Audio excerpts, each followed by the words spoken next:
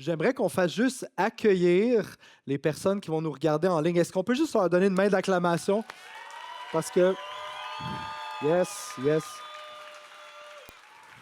Espérons qu'ils l'entendent au travers du micro. Mais on est vraiment, on est une famille, l'Église. On est une famille. Et que ce soit ceux qui sont ici ce soir ou les personnes qui vont nous regarder en ligne, on est tous un en Jésus-Christ. Amen. Yes, good. Ce soir, je vous prêche un message sur Noël. Donc, 2 messages de Noël, ou même peut-être 3, parce que la semaine prochaine, si vous êtes au concert de Noël, ça va être un message de Noël. Est-ce que vous êtes prêts à un tsunami de messages de Noël? Yes? Good. Moi puis ma femme, on a eu un enfant il y a presque 4 mois. Donc, pour nous, ça va être... Merci, merci. Pour nous, ça va être le premier Noël qu'on va passer avec un enfant. Et ça, c'est quelque chose de vraiment excitant. Moi, j'ai vraiment hâte. Ça va être notre premier Noël avec notre petit Ezra. Puis, pas dimanche dernier, lundi dernier, on a fait notre arbre de Noël. Est-ce qu'il y en a d'autres des freaks qui ont déjà fait leur sapin de Noël? Yes? Ça fait longtemps? OK. Patrick, lui, il l'avait fait en octobre. Euh, Donc, nous, lundi dernier, on a décidé, on va décorer notre arbre de Noël. Puis une chose qui était vraiment cute, c'est quand un bébé, les bébés aiment vraiment la lumière. Puis là, il était sur Marissa, puis on venait de finir l'arbre de Noël, on l'a branché. Puis là, le petit, il était plus capable de rien faire d'autre que regarder l'arbre de Noël. Il était obsédé, il était juste comme ça. Puis là, il arrêtait pas de faire des petits bruits vraiment cute. En tout cas, j'ai filmé le truc parce que ça valait vraiment la peine. Puis si vous voulez le voir, ben venez me voir, je vais vous le montrer. Mais en gros, tout ça pour dire j'aime Noël. Est-ce que je suis le seul à aimer Noël? Yes. Il y a des fans. Il y a du... Ah, OK. C'est comme 50-50 là. All right. J'aime Noël, j'aime vraiment Noël. Noël, pour moi, c'est un temps idéal pour relaxer, pour passer du temps en famille. C'est un temps pour fêter ensemble, c'est un temps pour se rassembler. J'aime vraiment Noël, mais j'aime vraiment Noël surtout parce que c'est un bon temps pour réfléchir à qu'est-ce que Dieu a fait dans l'histoire de l'humanité et dans ma vie personnelle et dans nos vies personnelles. Et une des choses que moi et Marissa, on aime faire, c'est de célébrer l'Avent. Juste par curiosité, est-ce qu'il y en a ici qui célèbrent l'Avent? Eh boy! Bon, ben ce soir, vous allez apprendre une ou deux choses. OK, cool, toi, tu le célèbres. Vous allez apprendre quelque chose sur l'Avent ce soir parce que j'ai décidé de baser mon message sur le thème de l'Avent de cette semaine. Donc, pour ceux qui sont moins familiers avec l'Avent, laissez-moi vous expliquer rapidement c'est quoi l'Avent, qu'est-ce que ça implique. L'Avent, le mot avant, ça veut dire l'arrivée. Donc ça, c'est quand même assez simpliste, mais ça veut dire l'arrivée. Et c'est un mot qu'on n'utilise plus vraiment dans notre langage, mais en gros, ça décrit, ça décrit le début d'un événement ou l'arrivée d'une personne importante. Et la saison de l'Avent, en gros, ça consiste à une période de 4 semaines avant Noël. Et plusieurs chrétiens de plusieurs confessions célèbrent Noël, célèbrent la venue de Jésus au travers de la célébration de l'Avent. Et The Bible Project, si vous ne connaissez pas The Bible Project, c'est une excellente ressource, quand même assez de base, mais vraiment, vraiment, vraiment intéressante pour ce qui est de la théologie, pour les contextes des livres bibliques, ainsi de suite. Allez checker ça. Mais The Bible Project décrivent l'Avent comme suit. Ils disent que c'est une période de réflexion sur la nature inattendue de l'humble naissance de Jésus. Et l'Avent nous amène à se joindre à l'attente du moment où Jésus reviendra pour réunir le ciel et la terre une fois pour toutes. Amen. Donc, chaque semaine de l'Avent nous amène à méditer profondément sur un thème sur 4 thèmes. Donc, 4 semaines, 4 thèmes. Le premier thème, l'espoir. Le deuxième, la paix. Le troisième, l'amour. Et le quatrième, la joie. Et on est présentement, justement, dans le dimanche de la 2e semaine. Donc, le thème de cette semaine, c'est la paix. Et à cause que c'est la paix, j'ai décidé d'intituler mon message « La venue du prince de la paix ». Donc, on va lire ensemble le texte en Ésaïe 9, 1, 6. Si vous avez vos Bibles, je vous invite d'ouvrir vos Bibles à Ésaïe 9. Et si vous n'avez pas vos Bibles, ben, ça va apparaître à l'écran. Donc, voici Ésaïe 9, 1 à 6. Le peuple qui marchait dans les ténèbres a vu une grande lumière. Sur ceux qui habitaient le pays de l'ombre de la mort, une lumière a brillé. Tu rends la nation nombreuse, tu augmentes sa joie. Elle se réjouit devant toi comme on le fait lors de la moisson, comme on jubile au partage du butin. En effet, le fardeau qui pesait sur elle, le gourdin qui frappait son dos, le bâton de celui qui l'opprimait, tu les brises comme tu l'as fait lors de la victoire sur Madian. Oui, toutes chaussures portées dans la bataille et tout habit roulé dans le sang seront livrés aux flammes pour être réduits en cendres. En effet, un enfant nous est né, un fils nous a été donné, et la souveraineté reposera sur ses épaules. On l'appellera merveilleux conseiller, Dieu puissant, Père éternel, Prince de la paix. Étendre la souveraineté, donner une paix sans fin au trône de David et à son royaume, l'affermir et le soutenir par le droit et par la justice, dès maintenant et pour toujours. Voilà ce que fera le zèle de l'Éternel, le Maître de l'univers. Amen. Amen. Donc, yes, on peut applaudir la parole de Dieu. C'est vraiment excellent. Donc, le texte qu'on vient de lire prend place dans un contexte particulier. Le contexte ne transparaît pas exactement comme il devrait dans la section que j'ai lue, mais je vais vous en donner une bonne idée et vous allez comprendre quelque chose de vraiment plus profond à partir du contexte. Donc, qu'est-ce qu'on découvre en lisant les premiers chapitres du livre d'Ésaïe, donc les chapitres 1 à 9? On découvre que le prophète Ésaïe est envoyé pour prêcher un message spécifique à la nation d'Israël. Et le message ressemble à ceci. Attachons nos tuques avec de la broche. Parce que vous êtes rebelles, idolâtres, et parce que vous ne pratiquez pas la justice, les Assyriens vont venir vous faire la guerre et vont capturer la cité dont Dieu a dit elle ne tombera jamais, la cité de Jérusalem. Donc, le message d'Ésaïe, pourquoi il était détesté, c'est qu'il était en train de dire les Assyriens s'en viennent, ils vont faire la guerre à Israël et à Jérusalem, et ils vont prendre la cité que Dieu avait dit qu'elle ne tomberait jamais aux mains des nations païennes. Donc, comme vous pouvez vous en imaginer, Ésaïe n'était pas nécessairement un prophète très populaire, si on veut. Dieu envoie Ésaïe pour dire au peuple, en gros, que son jugement va tomber sur eux et que son jugement, en fait, va être comme un feu purificateur sur la nation d'Israël. Mais même si le message du prophète semble assez pessimiste, assez dur, assez rempli de jugement, il y a quelque chose de vraiment spécial, et c'est que ce message de jugement-là est entremêlé de promesses et d'une lueur d'espoir. Voici, c'est quoi la lueur d'espoir et la promesse? C'est qu'après le jugement, un nouveau royaume va émerger, dont une des caractéristiques principales sera que ce royaume-là va être caractérisé par une paix qui va être durable. Ce royaume-là va être dirigé par un roi qui est descendant de la lignée royale de David. Et ce roi-là va libérer le peuple de l'oppression de ses ennemis qui vont être exilés par les Assyriens, ensuite les Babyloniens et ainsi de suite. Et ça va être un royaume avec une paix qui est durable. Malgré le jugement, Dieu ne laisse pas son peuple. Malgré le jugement, Dieu promet qu'il va envoyer un sauveur pour son peuple. Et c'est cette promesse-là qu'on lit dans Ésaïe 9, 1 à 6. C'est la promesse que dans la sombre réalité de l'exil, de la guerre, de l'oppression, de la douleur, des souffrances, Dieu va envoyer un sauveur. Amen. Donc, Dieu va sauver son peuple et faire lever un nouveau jour sur lui. Et le texte qu'on a lu en Ésaïe 9 décrit ce futur roi sauveur et lui donne plusieurs titres. Donc, il est l'admirable.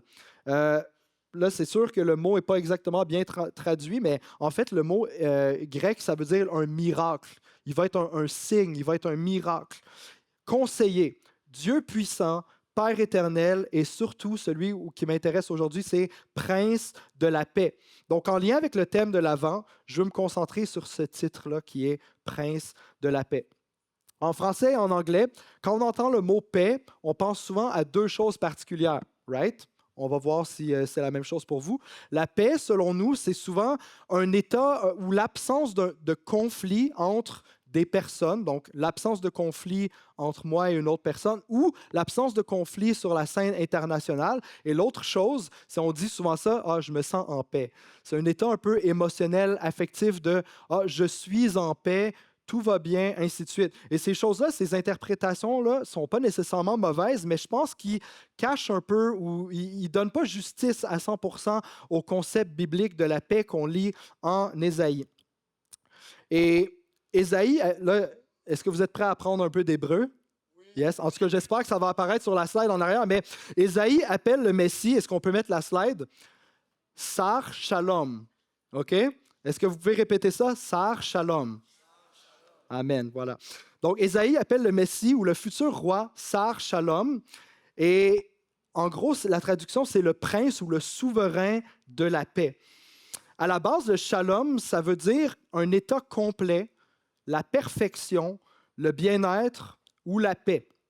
Et ça peut se référer soit à un objet, à une situation ou au bien-être d'une personne. Donc, je vous donne un exemple quand même assez anodin, un peu drôle aussi. Chez moi, j'ai une bibliothèque de chez Ikea. Est-ce qu'il y en a d'autres qui ont des meubles Ikea chez eux? Yes, on est tous dans le même bateau, on va se comprendre. En construisant le meuble Ikea, en construisant ma bibliothèque Ikea, je me suis rendu compte que l'étagère du bas n'avait pas les bons trous. Puis là, je me suis posé la question, c'est-tu moi qui l'ai mal monté? Mais non, finalement, j'ai vraiment bien checké, je l'avais bien monté, il n'y avait juste pas les bons trous percés. Ça arrive jamais, ce genre d'affaire-là, avec les meubles Ikea, right? Non? OK. Je pense qu'il y en a d'autres qui ont eu la même expérience que moi. Mais je n'ai pas encore percé les bons trous parce que je n'ai pas de perceuse chez moi. Donc, en quelque sorte, il manque une étagère à ma bibliothèque. Ma bibliothèque n'est pas dans son état idéal. Il manque une pièce, donc elle n'est pas complète, c'est-à-dire ma bibliothèque ne vit pas le shalom. Non, dommage. Ikea avait juste à percer les bons trous, right? Une deuxième illustration qu'on pourrait dire avec le mot shalom, qui est vraiment un peu plus, mettons, personnel, c'est, là, on va apprendre plus d'hébreu. En français, quand on se voit, on se demande souvent la question comment ça va. On a même fait une série là-dessus il y a quelques semaines. On se demande la question comment ça va, mais en hébreu, la formulation de cette question-là, c'est, est-ce que vous êtes prêts à répéter? Là, si vous le dites à un homme, ça va être mashlomcha. Right? Mashlomcha. Si vous le dites à une femme, c'est mashlomer. Est-ce que vous reconnaissez est-ce que vous reconnaissez un peu la base du mot? Shalom. Le mot, c'est shalom. Et en gros, comment est-ce que ça se traduit, cette expression-là, ou cette question-là, c'est quel est l'état de ton shalom? Et imagine que ta vie, là, c'est comme si ta vie, c'était un édifice complexe, fait de plusieurs briques. Et la question, comment va ton shalom, c'est comme de demander, est-ce que l'édifice de ta vie tient solidement en place? Est-ce que tout va bien dans ton travail? Est-ce que dans tes relations, tout va bien aussi? Est-ce que tes finances, ta santé vont bien? Est-ce qu'ils sont en santé? Ou est-ce que l'édifice de ta vie est en train de perdre des briques, est en train de se ficeler, de se craqueler? Ou est-ce que même l'édifice de ta vie est en train de s'écrouler? Ça, c'est la question, ma shlomcha, comment va ton shalom? C'est comme un édifice avec des briques. Et tu peux t'imaginer, c'est une belle image pour voir que ma vie est faite de plusieurs parties complexes. Et des fois, ces parties-là viennent ensemble, s'emboîter très bien et font un tout cohérent, mais des fois, ça fait juste tomber en morceaux. Donc, quand tu lis le mot paix dans la Bible, ça veut dire beaucoup plus que l'absence de conflit ou un sentiment de quiétude ou de paix intérieure. Le shalom, c'est l'état idéal dans lequel le monde et ce qui s'y trouve devraient être. Le shalom, ce n'est pas juste quelque chose qui est personnel ou relationnel, mais ça a aussi des implications qui sont sociales et cosmiques même, je dirais. Vous voyez, on a eu la semaine J'aime ma ville. Est-ce qu'il y en a qui ont participé ici? La semaine J'aime ma ville, c'est une des façons pour nous les chrétiens de emmener le shalom dans la ville. C'est une des façons pour nous de travailler pour la paix et la prospérité de la ville. Donc, le shalom, ce n'est pas juste l'absence de conflit, de maladie ou de souffrance, c'est aussi la présence de la paix, de la santé, de la justice, de la prospérité sous toutes ses facettes. Et aujourd'hui, je te pose la question à toi. Comment va ton shalom? Quel est l'état de ton shalom? Est-ce que tu es bien construit avec toutes les parties qui s'emboîtent l'une dans l'autre et ça se tient solidement? Est-ce que ça commence à se craqueler, à se fissurer, à tomber? Est-ce que tu es en train de t'écrouler? Est-ce que ton année a été super belle, remplie de bonnes choses? Gloire à Dieu. Est-ce que tu entres dans la saison de Noël remplie de déceptions? C'est possible aussi. Est-ce que tu vis des tensions dans certaines relations? Est-ce que la maladie ou le deuil t'accable en cette saison de Noël?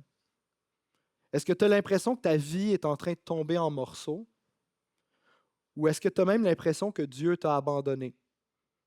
Ça, c'est une bonne question à se poser.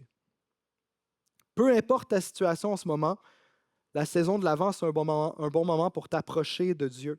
Et il n'y a aucune situation, et ça, reçois-le comme une parole certaine, il n'y a aucune situation trop désespérée pour que le prince de paix vienne intervenir. Amen. Amen. Donc, continue de prier, continue d'espérer, continue de croire. Et surtout, rappelle-toi de ceci. Rappelle-toi que Noël, c'est à propos de la plus grande histoire ou intervention de Dieu dans l'histoire humaine. La naissance de Jésus, le prince de la paix, qui nous réconcilie avec Dieu. À la naissance de Jésus, proche de dans la ville de Bethléem, mais proche de la ville de Bethléem, il y avait des bergers dans les champs. Et alors que ces bergers-là prenaient soin de leurs troupeaux, les emmenaient manger et tout, la Bible raconte qu'il y a un ange qui est apparu à ces bergers-là et que la gloire de Dieu resplendit autour d'eux. Moi, quand je lis ça, je me dis, mais qu'est-ce qu'ils avaient mangé pour souper, ces bergers-là? Mais portons attention à qu'est-ce que l'ange dit aux bergers. Luc 2, 10, 14, l'ange dit aux bergers, « Soyez sans crainte, car je vous annonce la bonne nouvelle d'une grande joie qui sera pour vous et pour tout le peuple. Aujourd'hui, dans la ville de David, il vous est né un sauveur, qui est le Christ, le Seigneur, et ceci sera pour vous un signe, vous trouverez un nouveau-né emmailloté et couché dans une crèche. Et soudain, il se joignit à l'ange une multitude de l'armée céleste qui louait Dieu et disait, gloire à Dieu dans les lieux très hauts et paix sur la terre parmi les hommes qu'il agrée. Est-ce qu'on reconnaît un peu ici le langage d'Ésaïe, right? Le langage de, il y a un sauveur qui arrive dans la ville de David, une progéniture de David, et aussi le fait que la paix arrive sur terre au travers de ce bébé-là qui est emmailloté. C'est un peu le langage qui est repris d'Ésaïe. Et voici ce que l'ange est en train de dire au berger. Le roi messianique que vous attendez, le prince de la paix, il est enfin arrivé. C'est lui le sauveur et sa mission, c'est d'amener la paix entre Dieu et sa création. Amen. C'est ça qui veut dire l'ange quand il dit paix sur la terre parmi les hommes que Dieu agrée. Et le théologien Reginald White définit le salut. Donc c'est ça, Jésus est venu pour apporter le salut et lui, il le définit en utilisant plusieurs descriptifs, mais la première description qu'il va donner du salut, c'est ceci. Le salut, c'est la paix avec Dieu. Le salut, c'est la paix avec Dieu. Le salut, c'est d'abord et avant tout la paix avec Dieu. Donc, si on retourne dans l'histoire, depuis la chute, le shalom entre l'être humain, la paix entre l'être humain et Dieu a été brisée. Adam et Ève ont désobéi au seul commandement que Dieu leur avait donné. Et à ce moment-là, le shalom, la paix entre Dieu et l'homme a été brisée. Et il y a comme un genre de conflit perpétuel qui s'est installé entre l'être humain et Dieu. Et ensuite, en fait, qu'est-ce qui est arrivé, c'est qu'Adam et Ève, en désobéissant à Dieu, ils ont choisi de prendre le contrôle. Ils ont choisi de devenir souverains sur leur propre vie. Ils ont décidé de eux-mêmes mettre les règles du jeu pour la vie. Et ça l'a fait émerger le conflit. Parce que là, il y avait le conflit de mais Dieu est Dieu et il est souverain, mais l'être humain essaie toujours d'usurper cette place-là à Dieu. Et éventuellement, Dieu s'est choisi une nation, Israël. Et cette nation-là avait comme mission ou comme but de devenir la nation qui allait représenter la personne de Dieu, son plan, sa mission dans le monde.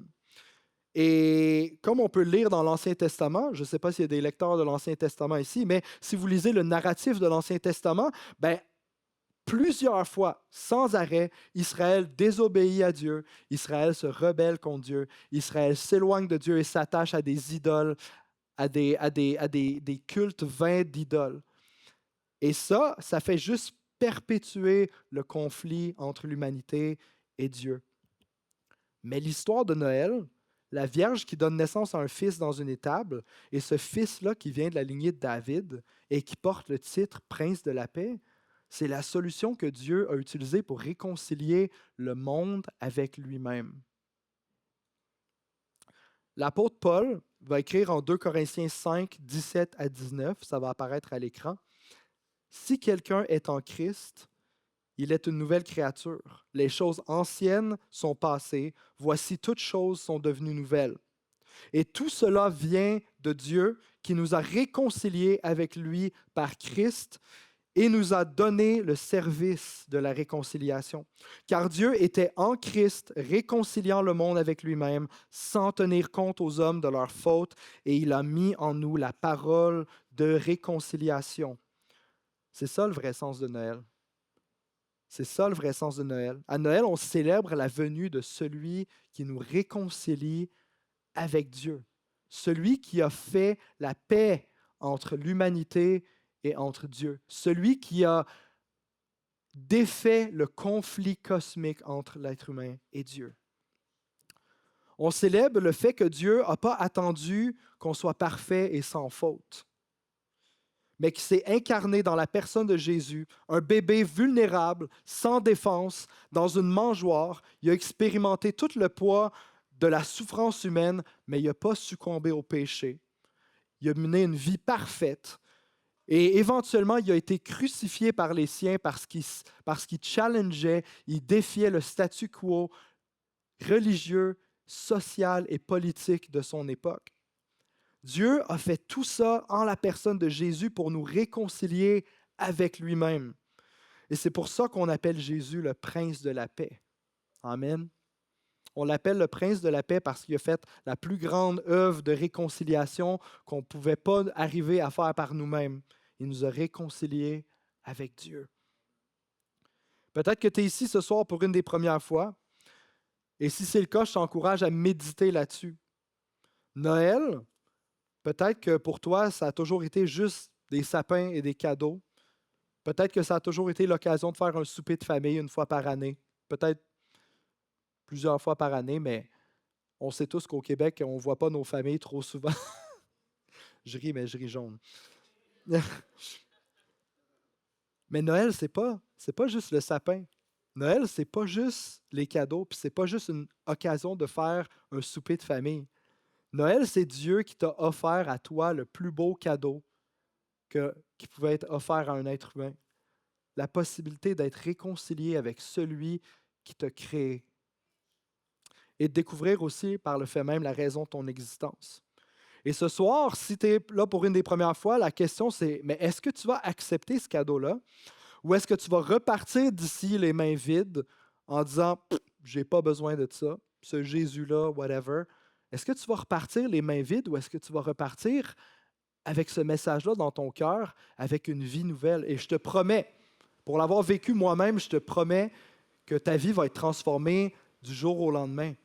Peut-être pas, tu vas peut-être pas devenir parfait, peut-être pas du jour au lendemain, mais au moment où est-ce que tu acceptes Jésus-Christ, il envoie son esprit habiter en toi. Tu deviens l'habitation de Dieu, un temple de son esprit.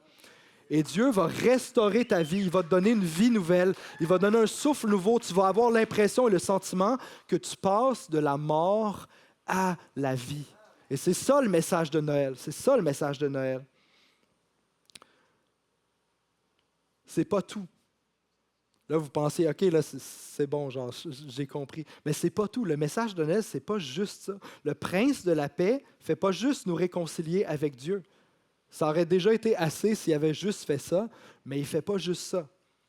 Comme Paul l'a écrit, il nous a aussi donné le service de la réconciliation. En d'autres mots, le ministère de la réconciliation. Il nous ouvre la possibilité et le potentiel d'être réconciliés à notre prochain. Et là, ça va être quand même un peu lourd, qu'est-ce que je vais apporter, donc j'espère que vous êtes prêts. Et j'inviterai mon ami Chris à revenir, s'il te plaît. Donc, à moins que vous ayez vécu en dessous d'une roche ou dans une cave quelque part en Antarctique depuis la dernière année, vous avez sûrement entendu parler de la guerre qui se passe entre Israël et la Palestine, right? On en a tous entendu parler. Puis là, je ne veux pas du tout rentrer dans les détails politiques du conflit ou quoi que ce soit. Ce n'est pas la place ici. Et franchement, je n'ai pas envie de faire ça à l'Église.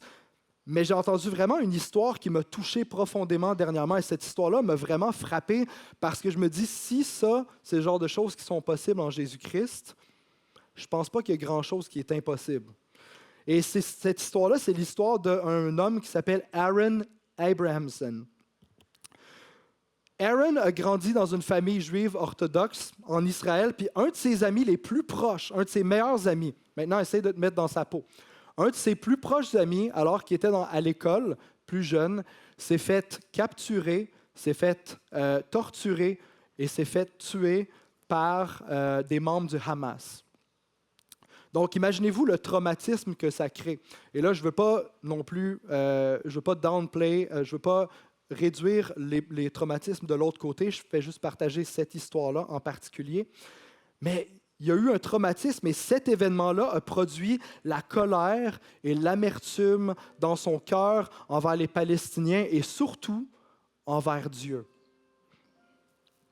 Il se demandait, mais si Dieu existe, si un Dieu bon existe, comment ça se peut que des choses aussi terribles et ignobles que ça arrivent? Comment ça se peut qu'il y ait des souffrances et des choses atroces comme ça qui arrivent? Et ce questionnement-là l'a emmené, lui qui était un juif orthodoxe pratiquant, à se poser tellement de questions qu'il a été il a été dans l'athéisme, il a été dans le New Age, il a été dans tous les trucs pas possibles, jusqu'au jour où est-ce qu'il a rencontré Jésus. Quelqu'un lui a dit, est-ce que tu as essayé plein d'affaires, Aaron, mais est-ce que tu as essayé de lire le Nouveau Testament? Et là, Aaron a dit, non. Puis là, son ami lui a dit, mais tu devrais. Toi qui es juif, tu vas vraiment te reconnaître dans cette histoire-là. Donc, il s'est dit, OK, j'ai rien à perdre, je vais lire le Nouveau Testament. Et au travers de sa lecture, au travers de la prière, au travers de son cheminement, il a rencontré Jésus et il a décidé de suivre Jésus. Et à un certain moment donné dans son cheminement à Dieu, il y avait eu beaucoup de transformations qui prenaient place dans son cœur. Il avait été guéri de beaucoup de choses. Il commençait vraiment à comprendre le sens de toute sa vie. Mais il y avait une chose qui n'était pas capable de se débarrasser, et c'était cette colère et cette amertume-là qu'il y avait envers le peuple palestinien à cause de ce qui était arrivé avec les membres du Hamas qui avaient capturé, torturé et tué son meilleur ami d'enfance. Qu'est-ce qu'il a décidé de faire? Il a décidé de se dire, si le message de réconciliation de Jésus est vrai, faut que je l'expérimente pour moi-même. Donc, qu'est-ce qu'il a fait? Il a trouvé une église à Jérusalem qui était dirigée par un pasteur arabe palestinien. Et cette église-là était pleine d'anciens musulmans qui avaient eu une rencontre radicale avec Jésus, que leur cœur avait été transformé, qui avaient décidé de suivre Jésus de tout leur cœur. Et il a décidé d'aller faire un tour à cette église-là un dimanche matin, et voici ce qu'il se disait. Ça, c'est ce que lui dit. Si Jésus est vraiment qui il dit être, et si la puissance de la réconciliation qu'on lit dans le Nouveau Testament est vraie, je devrais être capable d'entrer dans cette église-là et d'être accueilli comme un frère. Parce qu'il y a une animosité entre ces deux peuples-là, même des fois parmi les chrétiens. Mais lui, il s'est dit, si le message de réconciliation est vrai, je devrais être capable de rentrer à cette église-là et être considéré comme un frère. Donc, il a été dans les petites rues de l'ancien Jérusalem. J'y ai déjà été, c'est pas très large. Et il a trouvé une porte un peu sombre. Et là, il dit, je me posais la question si j'étais à la bonne place, mais il a rentré pareil. Et en rentrant, le service était déjà commencé. En rentrant, il a mis le pied dans l'église, tout s'est arrêté. Le pasteur a arrêté de prêcher, tous les yeux se sont tournés vers lui. Et le pasteur, qui s'appelle Essam Hussein, lui a demandé, « T'es qui? » Et Aaron a dit, « Bonjour, je m'appelle Aaron, je suis juif et je crois en Jésus. » Et qu'est-ce que le pasteur a fait? Il n'a rien dit, il s'est juste avancé vers lui, il l'a serré fort dans ses bras et il l'a accueilli dans son église. Ensuite, Aaron raconte qu'il a resté tout le long du service et que pendant le moment de louange, il louait Dieu avec ses frères anciens musulmans palestiniens. Il élevait le nom de Jésus. Et alors qu'il faisait ça avec des personnes avec qui il y avait de la haine auparavant, alors qu'il faisait ça, Il dit, je sentais le poids de toute la colère et l'amertume tomber sur mes épaules. Je pleurais et je sentais comme si Dieu était d'enlever le lourd fardeau de la haine de mon dos. Ça, c'est le message de la réconciliation.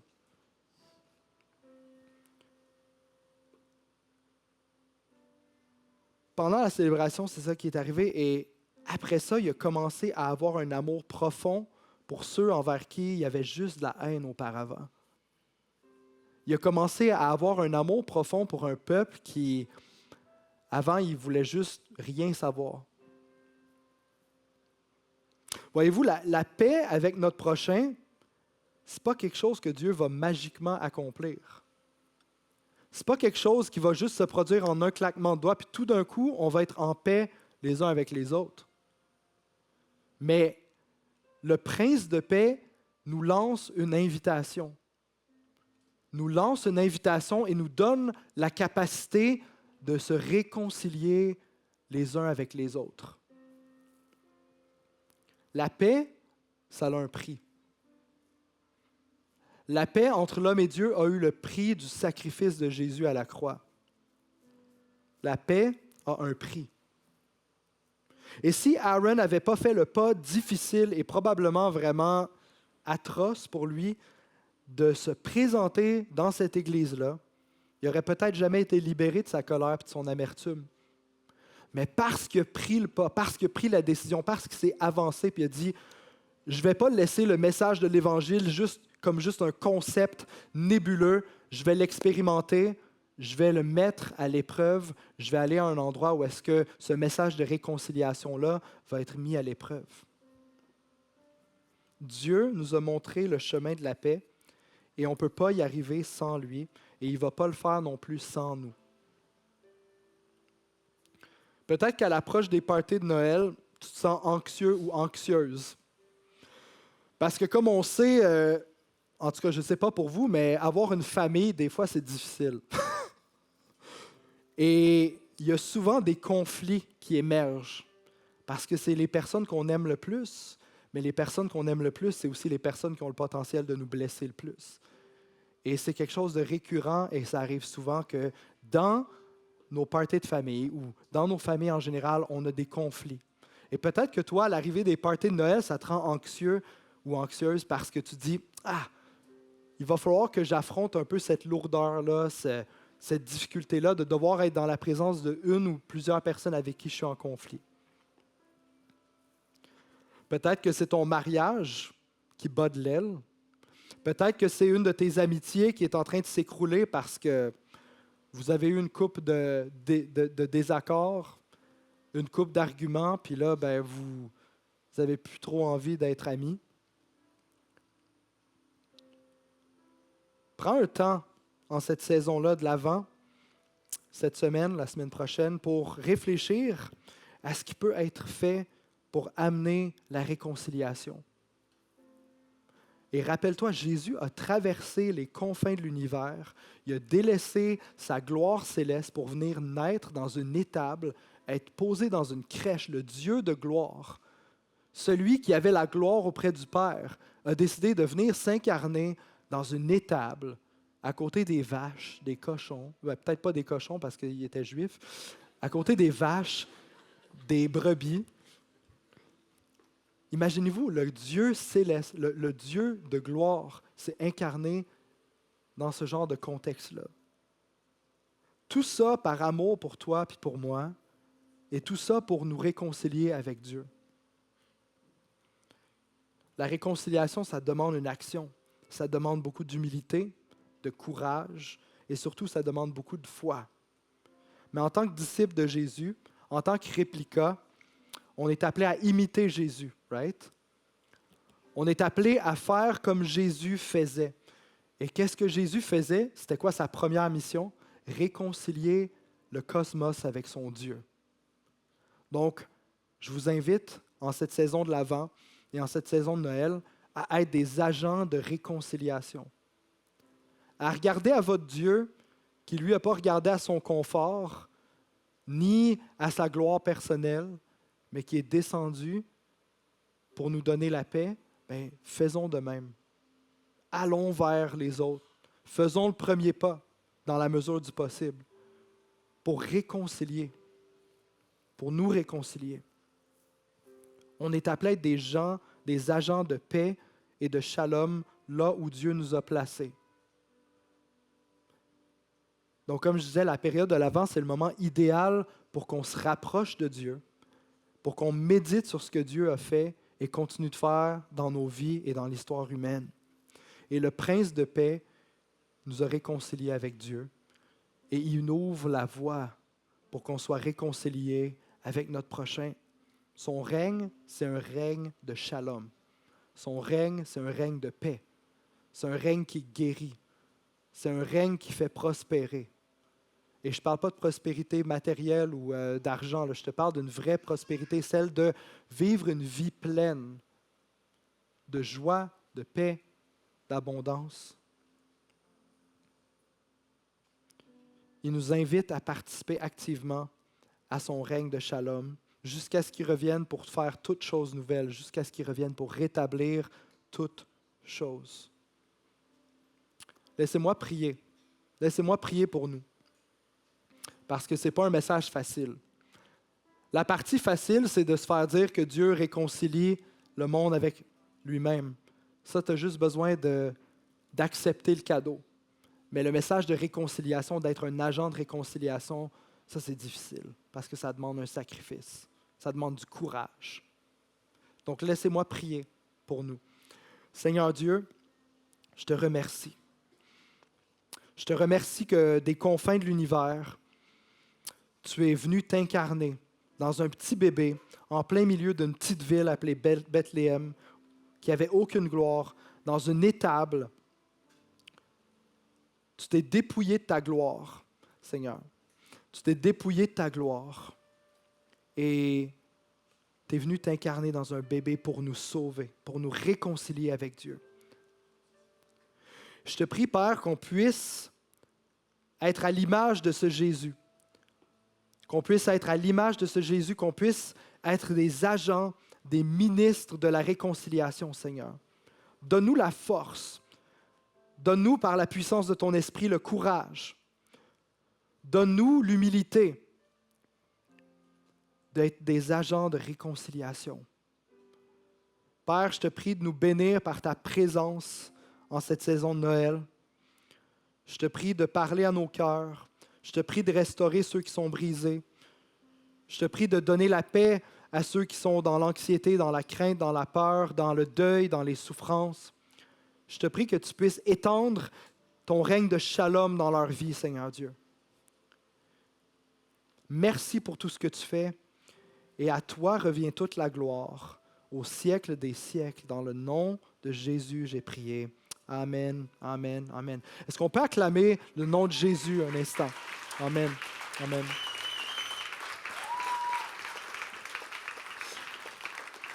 On va répondre en louange ce soir avec des chants de louange et des chants de Noël. Et ce soir, qu'on puisse vraiment adorer le nom de Jésus de tout notre cœur, de toute notre âme, de toute notre force et de toutes nos pensées. Amen.